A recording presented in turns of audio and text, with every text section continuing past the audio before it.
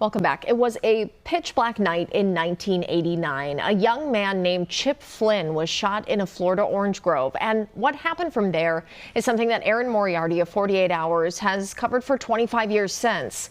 I talked to her about the subject of her mini-series podcast from 48 Hours.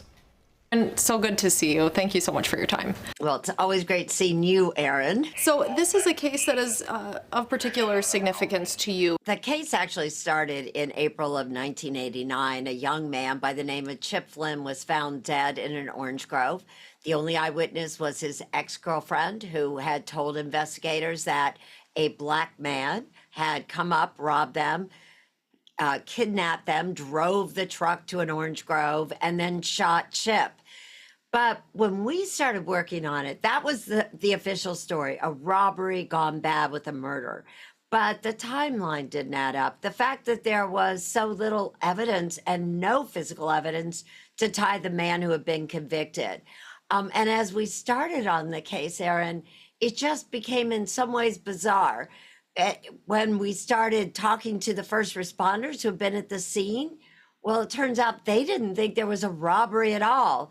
In fact, they suspected that one of the victims was actually the shooter. I'd never run into that before.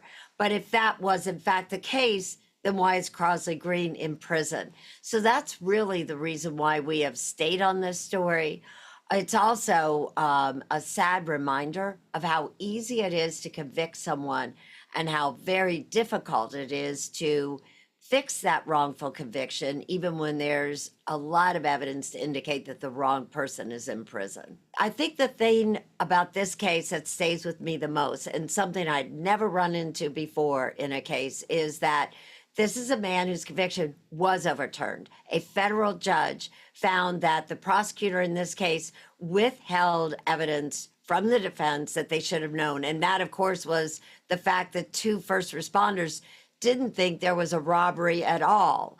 That was kept from the defense. But what I'd never seen before is after Crosley was let out, and it was during the pandemic, then when the state of Florida appealed that decision and an appellate court ruled for the state on, when you hear it, a lot sounds like a technicality, Crosley went back to prison. I'd never seen that happen before, Erin, where somebody is out because a judge felt that there was enough evidence to indicate he didn't get a fair trial, and then he goes back in.